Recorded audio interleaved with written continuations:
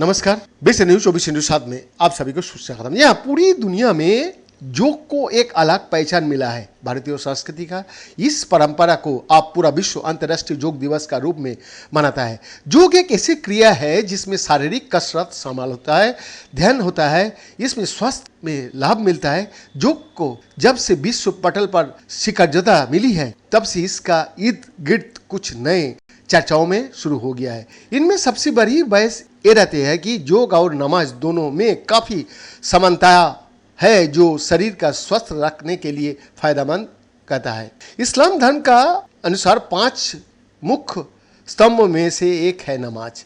हर मुसलमान पर एक दिन में 5 वक्त नमाज पढ़ना फर्ज यानी जरूरी है। पहली नमाज सवेरे सूरज उगने से पहले पढ़ी जाती है। इसका बाद दूसरी नमाज दोपहर का वक्त, तीसरी नमाज शाम 5 बजे के आसपास, चौथी नमाज सूरज छिपने का साथ और 5वीं नमाज रात का सोने से पहले 9 या 9:30 बजे का वक्त अदा की जाती है। नमाज की टाइमिंग अलग अलग देशों या क्षेत्र या मौसम का हिसाब से आगे पीछे होती रहती है। इन 5 नमाजों में 48 रुकायत होता है। एक रकायत में 1 रकू और 2 सजदे होता है।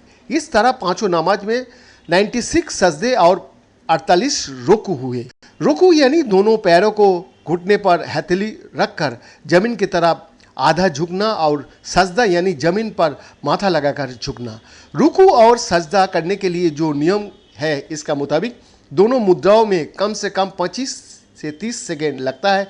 हर रकावत में नमाज पढ़ने वाले शख्स को पहले सीधे खड़े होकर कुछ आयतों पढ़नी होती है। इसका बाद वो अपने दोनों घुटने पर हाथ रखकर आधा झुकता है, फिर जमीन पर सजदा करता है और उसका बाद दोनों पैरों को समेटकर कमर सीधा करके बैठकर आयत पढ़ता है। नमाज के दौरान जो ये पूरा प्रक्रिया अपनाई जाती है उसे स्वास्थ्य लाभ से भी जोड़कर देखा जाता है। कुछ विशेषज्ञों का मानना है कि जिस तरह का आसन और प्राणायाम योग में किया जाता है उसी ही मुद्रा नमाज में भी होता है। इस बारे में मुफ्ती समून कस्मी ने एक टीवी चैनल को बताया कि मुफ्ती समून कहा कि हमेशा से योग को पैरोकार रहा है और योग गुरु बाबा रामदेव और आचार्य बालाकृष्ण के साथ मिलकर वो योग को बढ़ावा देने के लिए अक्सर अपने विचार रखता रहता है। मुफ्ती समून कस्मी का कहना है कि योग एक बेहतरीन एक्सरसाइज है। ये धर्मनिरपेक्ष पद्धति है। योग हमारे बुजुर्गों, ऋषि मुनियों और सूफी संत का विरासत है। जो योग करेगा वो निरोग रहेगा। मुफ्ती समून का कहना है कि जो योग में आसन आता है उसी तरह का एक्सरसाइज नमाज में भी होता है। रुकू नमाज में जब दोनों पैरों को घुटने पर हाथ रखकर आधा झुका जाता है तो उसे रुकू में जाना जाता है और रुकू कहता है। कई तरह का एक्सरसाइज में इस पोस्चर को इस्तेमाल किया जाता है। मुफ्ती समून कहता है कि इस तरह के पोजीशन की योग की भाषा में ऊंचा आसन ना नीचा आसन भी कहता है।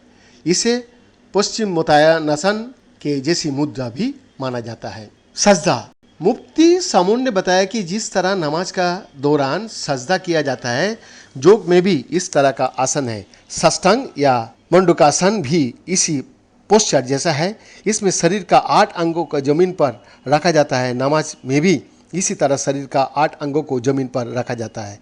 आखिरी कायदा नमाज में रुकू और सजदा करने का बाद दोनों पैरों को समेटकर जमीन पर सीधा बैठना होता है। इसे नमाज की भाषा में आखिरी कायदा भी कहता है। योग में इसी तरह का पोस्चर में जो आसन किया जाता है वो वज्रासन कहलाता है। मुफ्ती समून का कहना है कि अगर भोजन करने के बाद भी इसी पोजीशन में बैठे तो शरीर का फायदा पहुंचता है। रुकू और सजदा करने के बाद नमाज में बैठने का पोजीशन हमारा पिक्चर में देखिए। इसके अलावा नमाज पूरी होने पर बैठे बैठे गर्दन को पहले ढाई और घुमाया जाता है और फिर बायां ओर, इसे सलाम फेरना कहता है। योग में इसी तरह का क्रिया ग्रीवा आसन में की जाती है। कहा जाता है कि इसका सर्वाइकल का दिक्कत दूर करने में काफ़ी राहत मिलता है।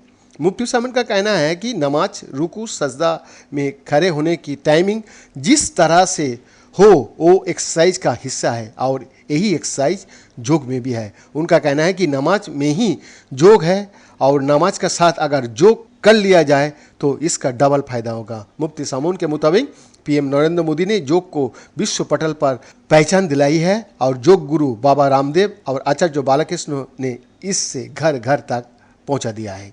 वैद्यनाथ दास का रिपोर्ट, बिरसा न्यूज़ 24 अनुसार।